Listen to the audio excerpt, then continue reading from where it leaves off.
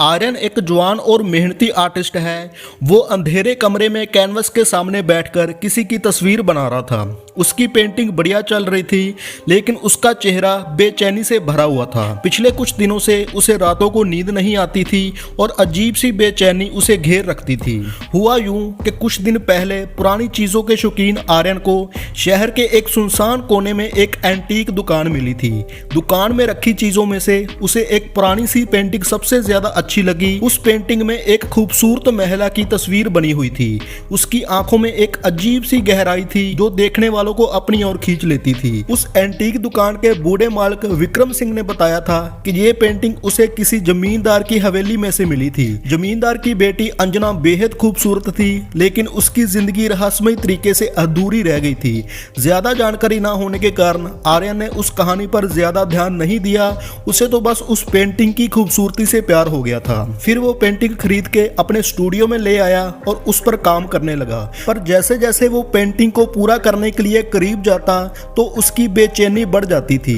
रातों को उसे अजीब सी आवाजें सुनाई देती थी, कभी हल्की सी हंसी, कभी कभी किसी के रोने की आवाज आती थी। आर्यन अपने स्टूडियो में ही काम करता था और वहां पर ही सोता था। एक रात आर्यन नींद में अचानक से चौंक उठा, क्योंकि उसने देखा कि पेंटिंग में बनी महिला की आंखें खुली हुई थी।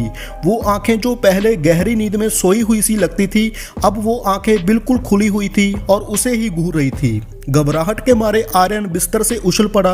कमरे में रोशनी जलाकर उसने पेंटिंग की तरफ देखा, मगर अब महिला की आंखें फिर से बंद थी। उसने सोचा कि शायद नींद की कमी से उसे वहम हो गया होगा, लेकिन अगली रात भी ऐसा ही हुआ और उसके बाद भी ऐसा होता रहा। हर रात पेंटिंग की महिला उसे घूरती थी। आर्यन अब पूरी तरह से डर चुका था और परेशान हो चुका था।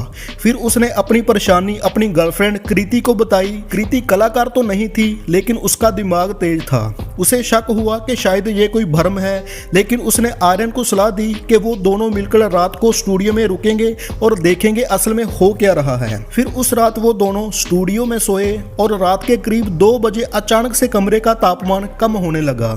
आर्यन की आंख खुली और उसने देखा कि पेंटिंग में से एक हल्की सी रोशनी निकल रही थी और पेंटिंग में बनी महिला धीरे धीरे बाहर निकल रही थी। वो महिला बिल्कुल वैसी ही दिख रही थी जैसी पेंटिंग में थी।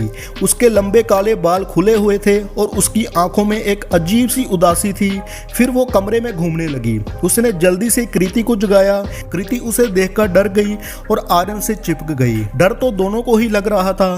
फिर महिला उनके आसपास चक्कर लगाने लगी। फिर अचानक से वो महिला आर्यन के सामने आके रुक गई। उसने एक उदास आवाज में कहा, मेरी मदद करो। आवाज इतनी कम थी कि शायद आम इंसान को सुनाई ना दे, लेकिन आर्यन को साफ सुनाई दी थी। अब वो महिला धीरे धीरे धुएं में कन्वर्ट होती जा रही थी और लग रहा था कि वो कभी भी गायब हो जाएगी। तभी कृति हिम्मत जुटाकर बोली, आप कौन हैं? हम आपकी कैसी मदद कर सकते हैं? महिला ने कृति की तरफ देखा और कहा, मेरा नाम अंजना है।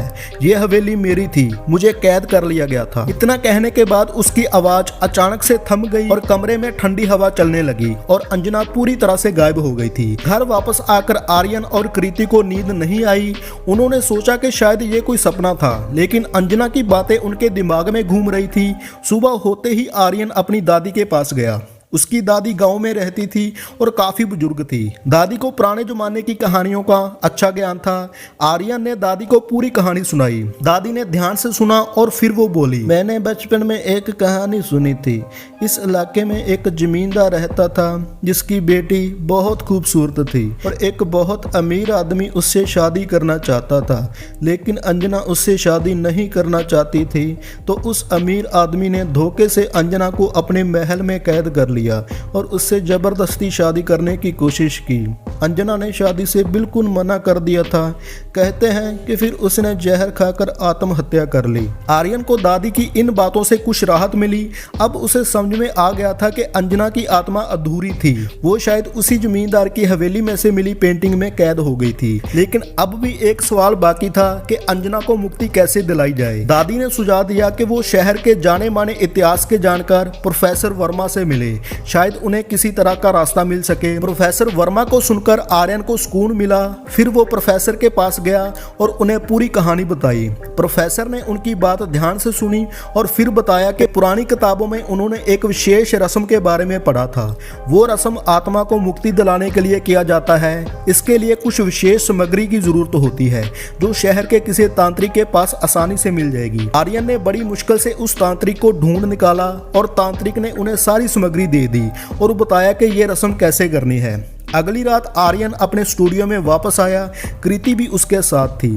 उन्होंने कमरे को तैयार किया और फिर रस्म शुरू कर दी।